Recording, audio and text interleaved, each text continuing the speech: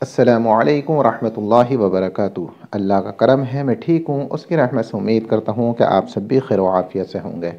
ناظرین، جیسا کہ میں نے پچھلی ویڈیو میں بتایا تھا کہ امتحان میں ہم کیسے کامیاب ہوں، اس کی وجوہات اور اس کا علاج بھی میں نے بہت اچھے طریقے سے بتایا تھا۔ ممکن ہے کہ آپ سب لوگ سمجھ گئے ہوں گے۔ جس طرح سے میں نے شیڈول بتایا تھا کہ اس طرح سے آپ کو پڑھنا ہے، اس طرح سے آپ کو تیاری کرنی ہے، اگر آپ اس طریقے سے کریں گے تو انشاءاللہ ضرور کامیاب ہوں گے۔ اب کچھ میرے اسٹوڈنٹ کی یہ پرابلم ہے کہ سر ہم یاد کرتے ہیں لیکن ہمیں یاد نہیں ہوتا۔ ہم بہت محنت کرتے ہیں، ہم سوال یاد کرتے ہیں، وہ سوال یاد ہو جاتا ہے، لیکن جب ہم اگلے دن پڑھنے بیٹھتے ہیں تو ہم اس کو بھول جاتے ہیں، وہ ہمارے ذہن کا اندر پختہ نہیں ہو پاتا، اچھی طرح سے بیٹھتا نہیں ہے، پھر اگلے دن دوبارہ یاد کرنا پڑتا ہے۔ اور کچھ گارجن بھی، کچھ پیرنٹس بھی مجھے ایسے ملے جنہوں نے یہ شکایت کی کہ ہم نے اپنے بچے کو حفظ کرنے بٹھالا ہے قرآن کریم، لیکن وہ قرآن کریم اچھی طرح سے حفظ نہیں کر پاتا، یہاں تک کہ بہت مشکل سے اس نے 1-2 سپارے حفظ کر لیے ہیں لیکن باقی کا وہ یاد نہیں کر پا رہا ہے۔ اس کے لیے ہمیں کوئی وظیفہ بتائیں یا کوئی ایسا علاج بتائیں جس سے ہمارا بچہ پڑھنے کی طرف مائل ہو جائے اور وہ قرآن کو حفظ کر لے۔ تو میری بہنوں اور میرے بھائیوں، قرآن کریم اللہ کی ایک مقدس کتاب ہے، ایک آسمانی کتاب ہے، وہ جس کو چاہتا ہے اس کو عطا کرتا ہے۔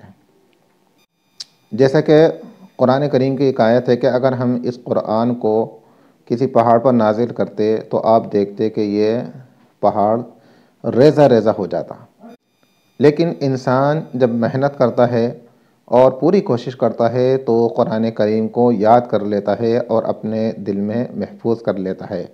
یہ بھی ایک بہت بڑی اس کے لیے ایک نعمت ہوتی ہے اللہ رب العزت کی طرف سے کہ وہ اس کو قرآن کریم کی دولت سے نواز دیتا ہے۔ اب رہا یہ سوال کہ ہم قرآن کریم کو کس طرح حفظ کریں، یا پھر جو 10th کلاس کے یا 11 اور 12th کلاس کے پیپر ہونے والے ہیں ان بچوں کا بھی یہ سوال ہے کہ ہم ان کوشچنز کو کیسے یاد کریں، کس طرح ہم اس کو اپنے ذہن میں بٹھائیں۔ امتحان بہت قریب ہیں، ہمیں کوئی ایسا وظیفہ بتا دیں کہ جس سے جو ہے ہمارے ذہن کا اندر اچھی طرح سے جو ہم یاد کریں وہ بیٹھ جائے اور ایگزام کے اندر ہم اچھی طرح اس کو لکھ آئیں اور ہماری پرسنٹ، ہمارے نمبرات بہت اچھے آئیں۔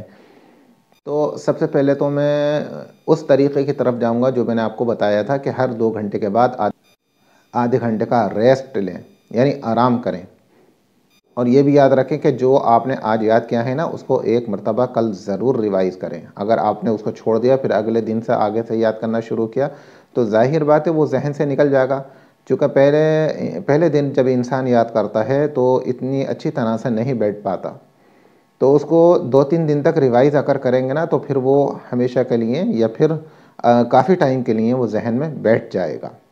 میں اس کا ایک طریقہ اور بتاتا ہوں کہ جو کوشچن آپ کو یاد نہ ہو تو آپ کیا کریں، سب سے پہلے 3 مرتبہ درود شریف پڑھیں، اور درود کون سا؟ درود ابراہیمی۔ میں پڑھ کے سنا رہا ہوں آپ کو۔ اللہم صلی علی محمد وعلی آل محمد کما صلیت علی ابراہیم وعلی آل ابراہیم انک حمید مجید۔ اللہم بارک علی محمد وعلی آل محمد کما بارکت علی ابراہیم وعلی آل ابراہیم انک حمید مجید۔ یہ 1 مرتبہ درود ہو گیا۔ اس طرح آپ کو 3 مرتبہ پڑھنا ہے، اور اس کے بعد ایک دعا ہے، قرآن کریم کی ایک آیت ہے، وہ بھی آپ کو پڑھنا ہے۔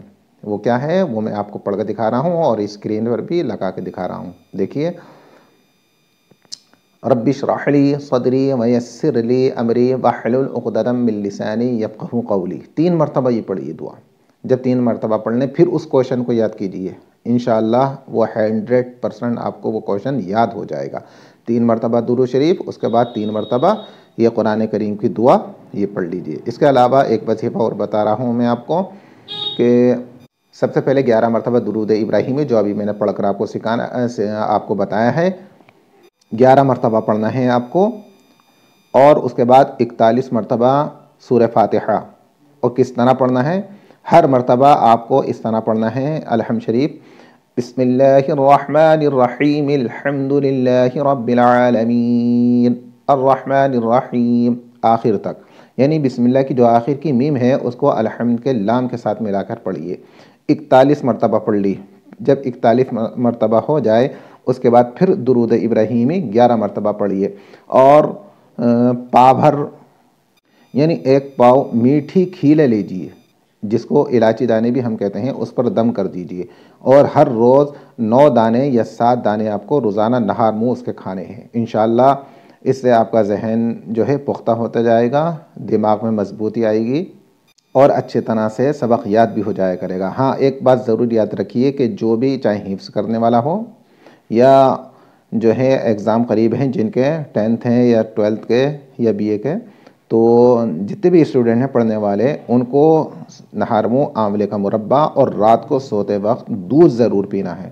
دودھ ایک ایسی غذا ہے جو دماغ کو ہمارے تقویت دیتی ہے، چونکہ یاد کرنے میں اور زیادہ محنت کرنے کی وجہ سے کمزوری آ جاتی ہے، دماغ میں گویا کہ خشکی پیدا ہونے لگتی ہے، کمزوری آتی ہے، دودھ اس کو مکمل کر دیتا ہے۔ اب جو لیڈیز دودھ نہیں پیتی تو وہ آملے کا مربع اور ڈرائی فروٹ ضرور استعمال کریں، خاص طور سے جب تک ایگزام نہ ہو ان کا استعمال ضرور رکھیں۔ انشاءاللہ آپ دیکھیں گے چند دنوں کے اندر آپ کے ذہن کے اندر اچھی طاقت آ جائے گی، اور جو بھی آپ یاد کریں گے انشاءاللہ وہ یاد ہو جائے گا۔ السلام علیکم ورحمۃ اللہ وبرکاتہ۔